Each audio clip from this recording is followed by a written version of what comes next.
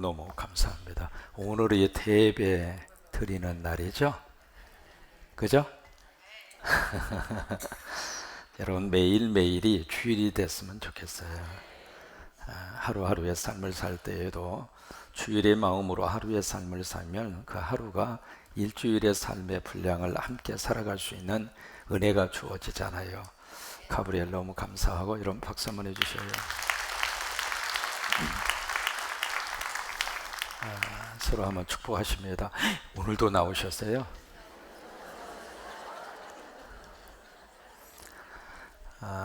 계시록은 1장에서 22장까지 되어져 있죠. 이 내용을 크게 세 개로 이렇게 구별을 할 수가 있습니다. 1장 1절에서 1장 8절까지가 인트로덕션, 서론 부분입니다. 그리고 계시록 22장 6절에서 마지막 21절까지가 컨클루션, 결론 부분이고요. 그 가운데 있는 토막이 메인 파트입니다. 본론이라고 볼 수가 있는데 그것이 계시록 1장 9절에서 22장 5절까지입니다. 근데 재미있는 것은 이 계시록은 굉장히 조직적으로 되어진 그런 성경입니다. 그러니까 계시록의 전체 스트럭처, 이 구조 자체를 들여다보면 아주 그 속에 하나님께서 그 계시록에 담고 싶은 메시지를 아주 명확하고 분명하게 그렇게 전체적인 스트럭처, 이 구조 속에다가 하나님의 귀한 비밀의 말씀을 담겨 주신 거예요.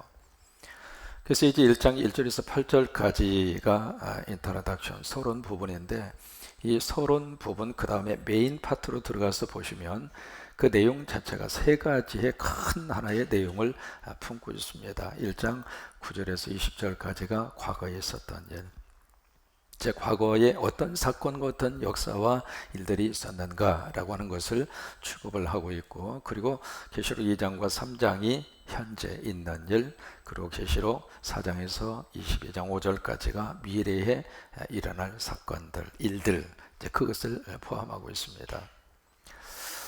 그러면서 이제 1장 오늘 8절 본문 말씀이 인트로덕션, 이 서론의 마지막 결론이에요. 결론인데 이 서론의 마지막 결론 부분에 가서 하나님이 어떤 분인가라고 하는 사실을 하나님 스스로가 밝힙니다. 여러분, 다른 사람이 하나님에 대해서 이렇게 저렇게 말은 할 수 있을지 몰라도 하나님에 대한 정확한, 과연 하나님이 어떤 분인가, 하나님이라는 존재 그 자체가 가지고 있는 특성이 무엇인가 라고 하는 것을 하나님 스스로가 밝힌 것이 성서에 몇 번 언급이 되는데, 그 중에서 중요한 언급이 바로 계시록 1장 8절입니다. 거기 보시면 하나님이 스스로를 그렇게 밝히고 있습니다. 오늘 본문의 말씀이죠. 계시록 1장 8절. 거기 보시면 주 하나님이 이르시되 나는, 그렇게 표현해요. 그러니까 하나님 스스로가 하나님에 대해서 나는 이런 존재다. 여러분, 우리가 서로 이렇게 만나면 본인에 대해서 이렇게 소개를 하잖아요. 저는 이름이 최상령이고요. 저는요, 본적이 전라북도 김제군 봉남면 행촌의 사구 4번지고요. 저는 농사꾼 아들의 6남매 중에 막내 아들로 태어났고요. 이렇게 나라고 하는 자체를 이렇게 소개를 하잖아요. 그런 것처럼 하나님께서 나는이라고 하는 이 관용구를 통해서 하나님의 존재를 우리에게 설명을 하고 있는데, 그 첫째가 바로 뭐냐면 나는 알파와 오메가다. 이것을 다른 곳에 보시면 나는 시작과 끝이다, 그렇게 번역했고, 다른 곳에 보시면 나는 처음과 마지막이다, 그렇게 말씀을 하세요. 한번 해보실까요? 하나님은 알파와 오메가요, 시작과 끝이요, 처음과 마지막이라. 그 알파라고 하는 것은 여러분 그 알파벳의 A라고 생각을 하시면 됩니다. 그 알파라고 하는 그 말씀의 의미는 하나님의 시작이라고 하는 거예요. 하나님의 창조주라고 하는 뜻입니다. 여러분, 이 세상의 모든 시작은 인간에게 있지 않습니다. 하나님에게 있습니다. 내 생명의 시작, 누구로부터 시작이 됐을까요? 하나님으로부터 시작이 됐어요. 그것이 우리 믿는 사람에게 있어서는 너무 중요한 생각의 출발입니다. 오늘 내가 이 자리에 있게 된 거 누가 깨우셨을까요? 그게 그렇게 나와야 정상입니다. 내가 알람을 6개 해가지고 5번째 그 소리 듣고 일어났습니다. 그 말이 아니라 하나님이 나를 깨우셔서, 하나님이 나를 이곳으로 인도하셔서, 하나님이 나를 자녀 삼아 주시고, 나를 구원해 주시고, 하나님의 백성으로 만들어 주시고, 장차 천국에 갈 수 있도록 누가 이끌어 주셔요. 그러니까 모든 출발이 누구로부터 시작이 됐는가? 하나님으로부터.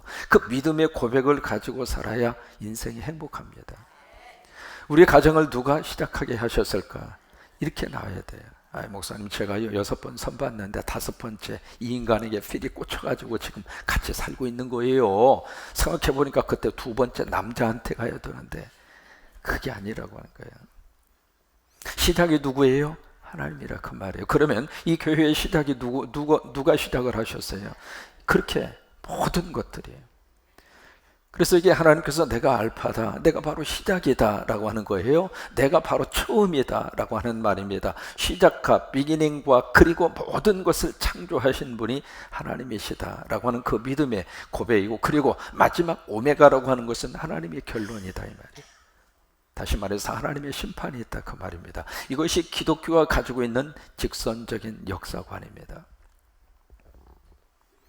그래서 그 알파와 오메가라고 하는 말을 다른 곳에 가서 보시면 시작과 그지요, 처음과 마지막이라 그렇게 번역을 했는데, 그 부분이 성경에 몇 번 그렇게 기록이 되어져 있습니다. 1장 17절로 가서 한번 보실래요? 같이 한번 읽습니다. 내가 볼 때에 그의 발 앞에 엎드려져 죽은 자 같이 되매 그가 오른손을 내게 얹고 이르시되 두려워하지 말라, 나는 처음이요 마지막이라. 2장 8절로 가서 보십니다.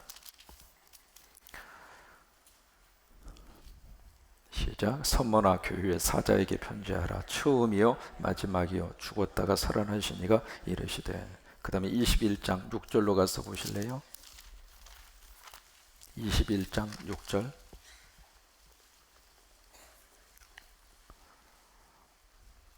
시작. 또 내게 말씀하시되 이루었도다. 나는 알파와 오메가요 처음과 마지막이라. 내가 생명수 샘물을 목마른 자에게 값없이 주리니. 22장 13절. 시작. 나는 알파와 오메가요 처음과 마지막이요 시작과 마침이라.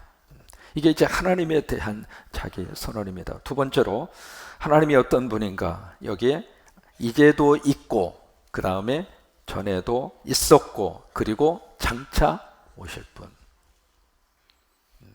그러니까 하나님의 존재성을 두 번째 그렇게 설명을 하고 있습니다. 그러니까 어제도 있었고 이제도 있고 전에도 있었고 장차 오실 분. 그러니까 영어 번역 보시면 좀 더 재미있게 그렇게 되어져 있습니다. One who is, 현재 존재하신 분이라는 거예요. 그 다음에 one who was, 과거에 존재를 했었던 분이라 그 말이에요. 그 다음에 who is coming, 다시 오실 분이라고 하는 거예요. 그러면 이 하나님의 이 세 가지 시대적인 선언이거든요. 과거에 계셨고 지금도 계시고 앞으로도 계실 분이다. 그러면 과거에 계셨던 하나님의 거룩한 역사를 믿음으로 고백하는 것이 에베네셀입니다. 하나님이 여기까지 도우셨다. 과거의 삶 속에서 하나님이 내 인생 속에 개입해 들어오시고 내 인생을 여기까지 하나님이 역사하시고 이끌어 주셨다. 그 믿음의 고백이 에베네셀입니다. 그리고 현재 하나님이 지금 나와 함께 하신다고는 그 믿음의 고백이 임마누엘입니다. 그리고 내일도 하나님이 오신다는 이야기는 내일도 하나님이 같이 계시겠다 그 말이거든요. 그러니까 내일도 하나님이 계신다는 그 믿음의 고백이 여호와 이레입니다. 그러니까 과거에 계셨던 하나님의 존재에 대한 신앙적인 고백이 에베네셀. 한번 해보세요. 에베네셀. 현재 하나님이 나와 함께 하신다는 믿음의 고백이 임마누엘. 하나님의 장차 오시겠다고 하는 미래적으로 하나님이 계시는 그 하나님의 거룩한 역사를 믿음으로 고백하는 것이 여호와 이레. 여호와 이레. 그거예요.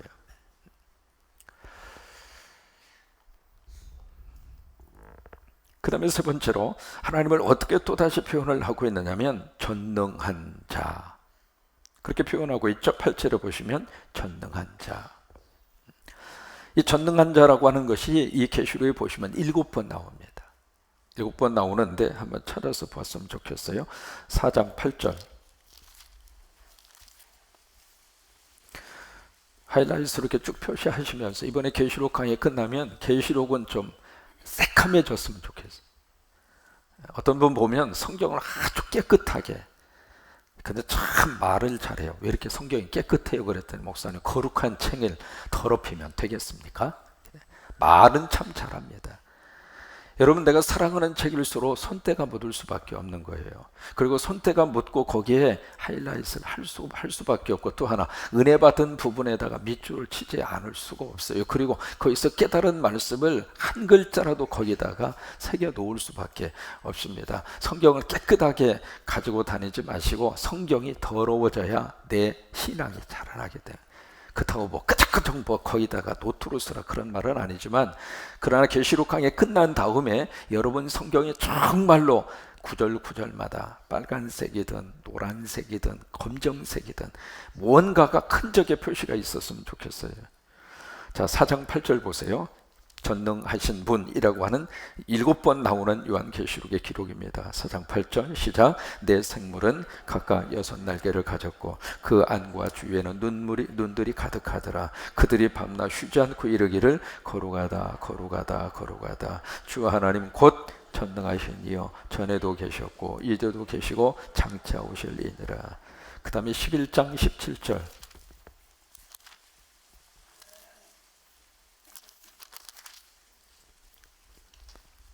시작. 이르되 감사하옵나니 옛적에도 계셨고 지금도 계신 주 하나님 곧 전능하신 이여 친히 큰 권능을 잡으시고 왕노릇 하시도다. 15장 3절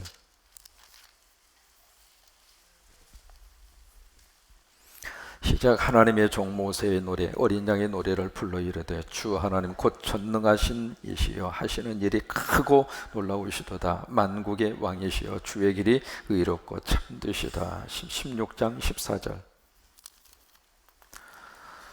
그들은 귀신의 영이라 이적을 행하여 온 천하 왕들에게 가서 하나님 곧 전능하신 이의 큰 날에 있을 전쟁을 위하여 그들을 모으더라. 19장 9절 시작. 천사가 내게 말하기를 기록하라. 어린 양의 혼인잔치에 청함을 받은 자들은 복이 있도다 하고 또 내게 말하되 이것은 하나님의 참되신 말씀이라 하기로. 그 다음에 20장 6절 이 첫째 부활에 참여하는 자들은 복이 있고 거룩하도다. 둘째 사망이 그들을 다스리는 권세가 없고 도리어 그들이 하나님과 그리스도의 제사장이 되어 천년 동안 그리스도와 더불어 왕노릇 하리라. 22장 7절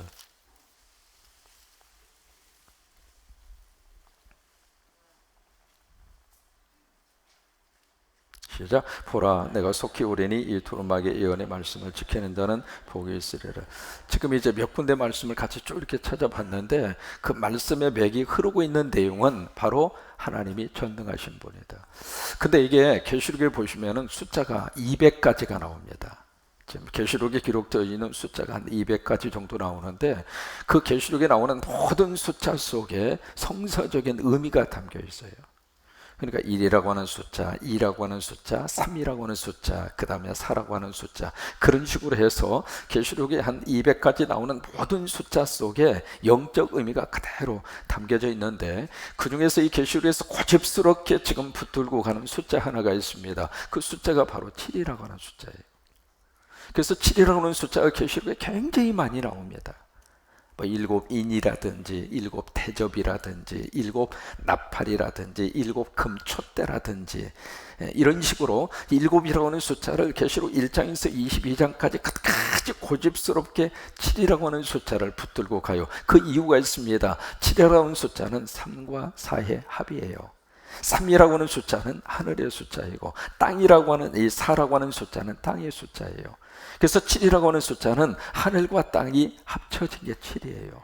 그래서 7이라고 하는 이 넘버 7이라고 하는 숫자는 퍼펙트 넘버입니다. 완벽한 숫자라고 하는 뜻이에요. 그래서 우리가 앞에서 이제 어제 봤습니다만은 보좌 옆에 있는 7영이라고 하는 단어를 썼잖아요. 그것은 영이 7가지가 있다 그 말이 아니라 완벽한 영이 보좌 옆에 있다 이 말이에요. 그리고 이제 네 번째로 나는 보좌에 앉으신 이라고 하는 것이 계시록에 쭉 하나님에 대한 소개로 나오는데 그 보좌에 앉으신 이라고 하는 말도 7번 나와요. 그러니까 나는 전능한 자다, 나는 전능하다라고 하는 I am almighty, 나는 전능하다라고 하는 것도 7번 나오고, 나는 보좌에 앉으신 이라고 하는 그 표현도 몇 번 나와요? 7번 나오고. 그러니까 7이라고 하는 이 숫자를 계시록이 아주 끝까지 붙들고 가는 이유. 왜? 하나님이 계신 곳에는 완벽함이 있습니다. 하나님이 빠지면, 하나님이 없는 곳은 다 불완전해요. 그래서 인간 사회가 불완전한 거예요. 불완전한 사람이 통치하는 나라, 불완전할 수밖에 없고, 불완전한 인간이 모여서 살고 있는 세상과 국가 자체가 흔들릴 수밖에 없는 거예요. 하나님이 계셔야 완벽해요. 하나님이 계셔야 안정이 돼요. 하나님이 계셔야 흔들리지 않아요. 그러니까 불안한 그 구성 요소끼리만 살면 끊임없이 이게 해결이 되면 또다시 저 문제가 생기고 계속해서 그게 반복이 될 수밖에 없어요. 그래서 이 계시록 속에서 이 7이라고 하는 숫자를 고집스럽게 끌고 가는 이유가 바로 그겁니다. 그러면서 여기에 보좌에 앉으신 이라고 하는 것을 7번 언급한 이유가 있습니다. 그것은 계시록 4장과 5장에 보시면 하나님 보좌에 앉으신 하나님과 예수 그리스도가 같이 계세요.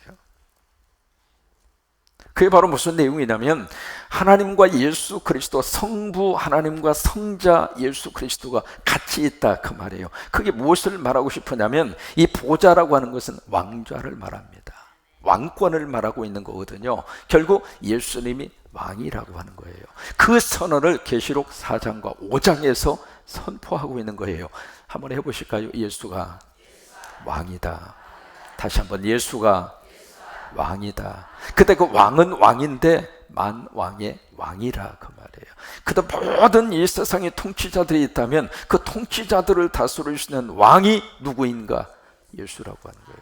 그것이 계시록 4장과 5장을 통해서 우리에게 그림으로 보여주고 있는 거예요.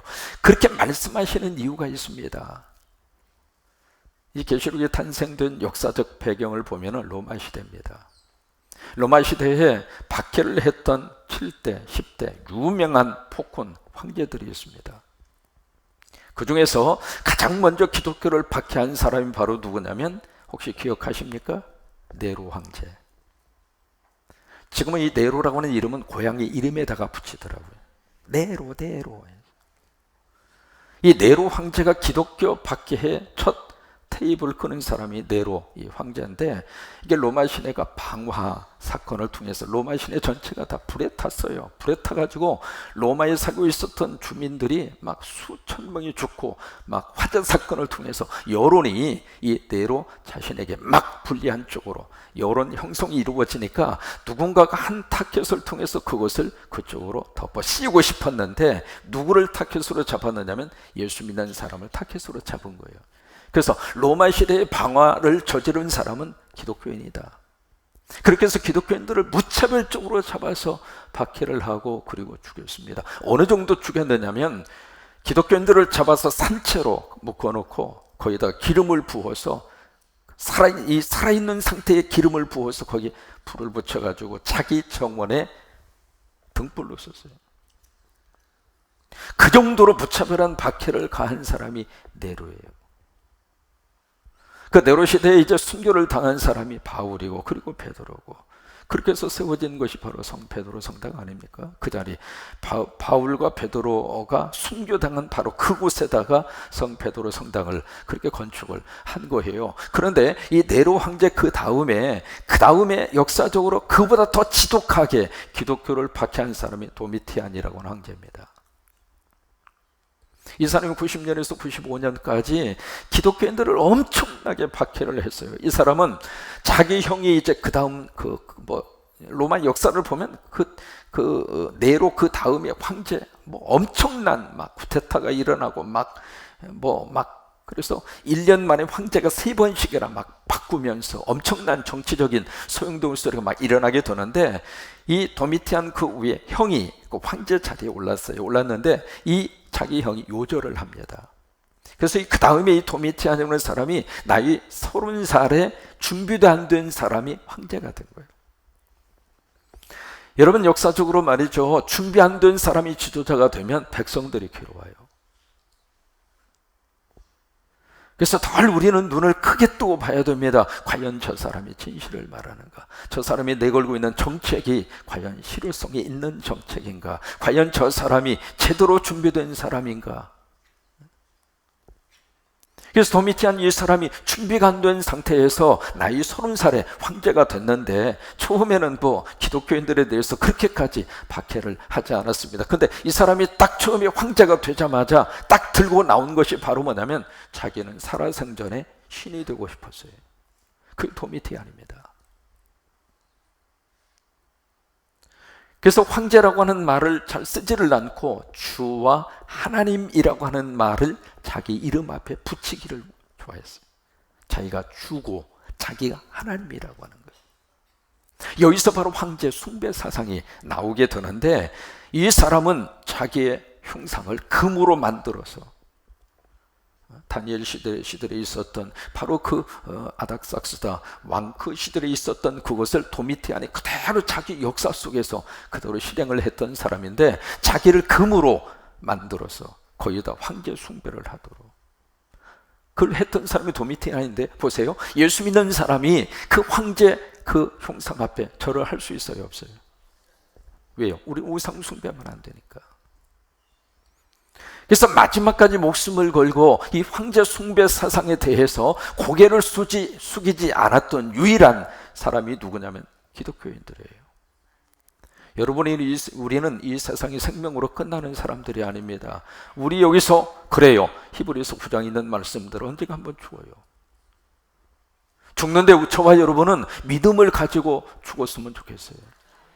왜요? 그 믿음을 가지고 죽는 사람은 죽음으로 끝나지 않아요. 영원한 천국이 있어요. 그리고 부활이 있어요. 우리는 그걸 믿습니다. 믿으시면 아멘! 그러니까 땅에서 좀 힘든 일이 있어도 목숨 구차하게 구걸하지 말자 이 말이에요. 사람이 짧게 살다가 갈 수도 있고 길게 살다가 갈 수도 있는 거지. 제대로 우리가 예수 믿음 안에서 제대로 한번 죽어야 더 이상 죽지 않아요. 그런데 예수 제대로 믿지 못하고 불신앙 속에서 우리가 살다가 죽으면 또 한 번 또 죽어야 돼요. 근데 두 번째 죽음은 영원한 죽음이에요. 도미티안이 그런 식으로 기독교인들을 그렇게 숱하게 박해를 했지만은 기독교인들은 그럴수록 더 하나님을 섬기고 더 믿음으로 하나가 됐고 더 굳은 신앙의 그런 역사와 그런 똘똘 믿음의 사람으로 뭉쳐지게 되는데, 그 일을 앞장서서 했던 사람이 도미티안이에요. 그 도미티안 황제 시절에 이 요한이 순교를 이 박해를 받아서 반모섬에 유배가 된 거예요. 역사적으로 이제 그런 상황이거든요.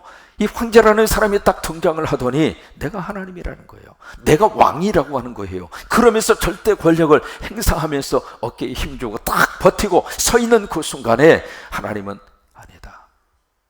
이 땅의 진정한 왕은 예수 그리스도다. 그것을 성경이 선포하고 있는 거예요. 근데 그 성경을 선포하고 있는 복음서가 마태복음이에요. 그래서 마태복음 속에는 이 왕이라고 하는 말이 굉장히 많이 나옵니다. 동방박사를 동원을 시켜서 동방박사의 입술을 통해서 왕으로 태어나시니까 어디 계시는가, 왕이라는 단어를 쏟아놓게 만들고 있거든요. 그러니까 이 마태복음에 보시면은 예수 그리스도는 철저하게 왕이세요. 자, 보세요. 그러면 왕 되신 예수 그리스도가 내 안에 계시면 어떻게 살아야 돼요? 기죽어 살아야 돼요? 코가 석자나 빠져있어 살아야 돼요? 빌빌거리면서 살아야 돼요? 어떻게 살아야 돼? 어떻게 살아야 돼? 한번 해보세요. 예수님 같이 당당하고, 예수님처럼 신나고, 예수님처럼 멋지고, 예수님처럼 져주고 살자. 줄이면 뭐가 돼요? 당신 멋져.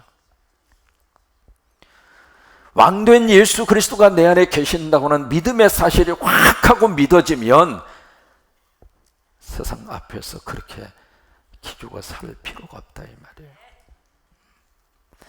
그러니까 이 계시록을 통해서 하나님은 그것을 우리에게 선포를 하고 있는 거예요. 예수 그리스도가 왕이다. 그러면 왕된 예수 그리스도가 지금 내 안에 계시고, 그러면 왕된 예수 그리스도가 내 안에 계신다면 그 예수님 의지하고 세상을 이기고 환경을 이기고 오늘 하루를 이기고 살다 보면 돈이 있을 수도 있고 없을 수도 있고 그러는 거죠. 뭐. 좋은 집에서 살 수도 있고 그렇지 않을 수도 있는 거죠. 언제가 말씀드렸잖아요. 저는 짧은 인생 살면서 사람이 겪어볼 수 있는 거 거의 다 겪은 것 같아요.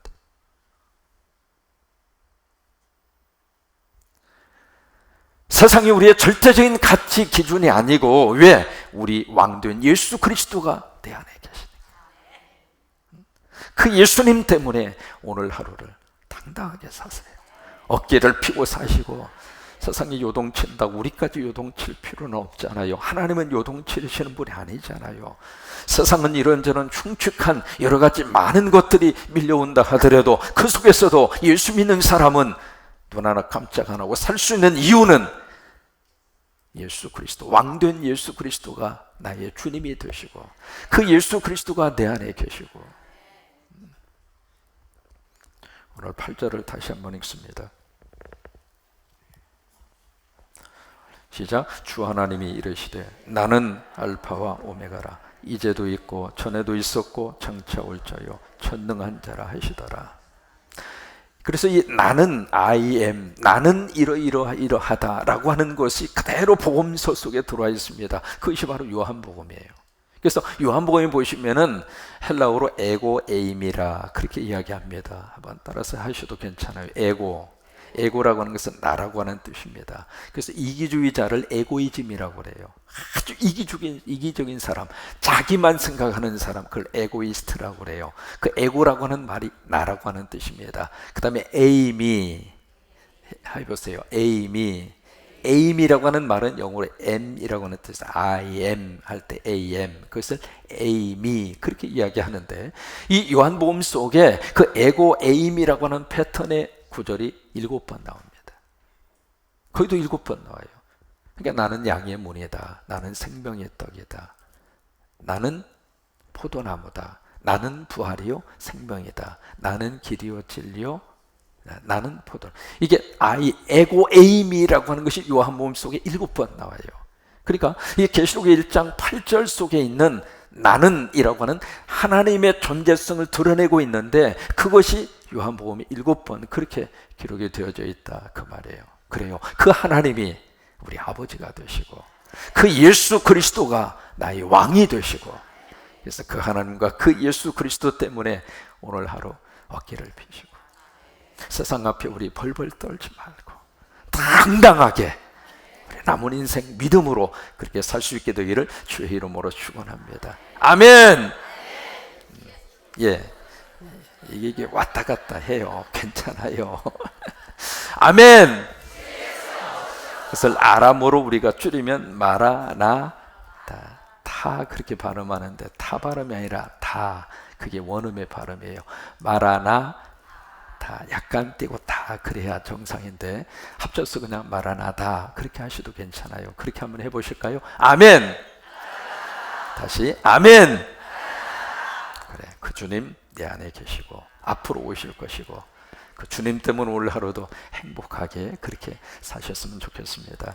어제 이제 오후 2시부터 4시까지 구약성경 통도 시작을 했습니다. 오늘 또 시간이 되시면 이제 화수목 3일 동안 오후 2시에서 4시까지 구약성경 통독을 해요. 함께 오셨으면 좋겠어요.